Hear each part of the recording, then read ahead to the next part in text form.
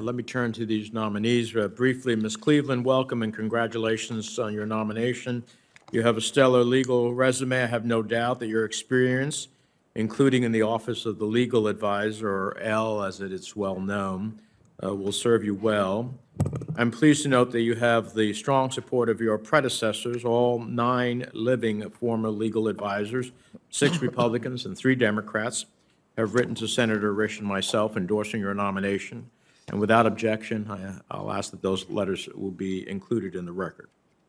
As you know, the role of the legal advisor is somewhat unique in our government. If confirmed, you'll be the general counsel of the State Department, leading L and its cadre of exceptionally talented lawyers, and you'll also be the chief international legal diplomat for the United States.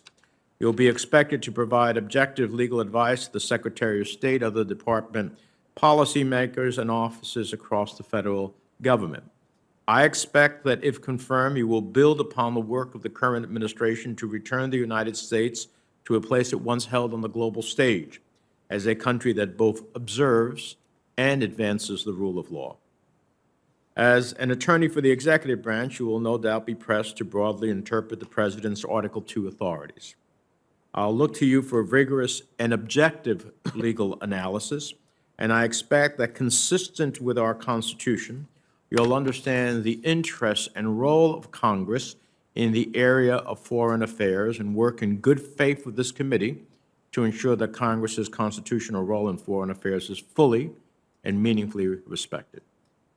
Mr. O'Brien, I'm pleased to have you before us, both because I believe you're an excellent nominee and because your presence signifies something that both Senator Risch and I work towards, the establishment of a sanctions coordinator position in law. It is a critical position, and the last administration's decision to leave it unfilled was, in my view, short-sighted and damaging. As you know, sanctions are one of the few meaningful tools we have in our foreign policy toolkit. If confirmed, you will have 3 statutorily mandated roles. You will be the lead sanctions diplomat, the lead for state on sanctions in the interagency process, and the lead within state in coordinating sanctions policy. In short, your efforts will be instrumental to ensuring that our sanctions policy are fully aligned with and advancing our foreign policy. I look forward to hearing how you'll approach that complex set of challenges awaiting you if confirmed. Dr. von Schaack, congratulations on your nomination. I'm glad to hear you can outrun my distinguished colleague from New Jersey. You have had a distinguished career that's prepared you well for this position. If confirmed, you'll be tasked with advising the Secretary of State and others in the U.S. government on how to prevent and respond to atrocities around the world. To say this is a critical task would be an understatement. For decades, the United States has led the world in seeking responsible mechanisms of international justice to hold accountable the dictators, thugs, and warlords who commit atrocities against their own citizens. And yet, when we look around the world today, we see rising impunity for perpetrators of atrocities against innocent civilians. The genocide of Uyghurs in China's Xinjiang region, the murderous assault on the Rohingya and other ethnic and religious minorities by the military junta in Burma, the Assad regime's machinery of torture and death in Syria, and the use of starvation and sexual assault as a weapon of war in Ethiopia are only some examples. Strengthening international mechanisms for accountability is essential to helping prevent mass atrocity crimes, and I look forward to hearing your ideas on how best we can accomplish this. Mr. Souness, I welcome your nomination, which comes at such a high point in the U.S.-Greece relationship. Greece is a critical U.S. ally, a strategic partner, and a linchpin for security and democracy in the Eastern Mediterranean.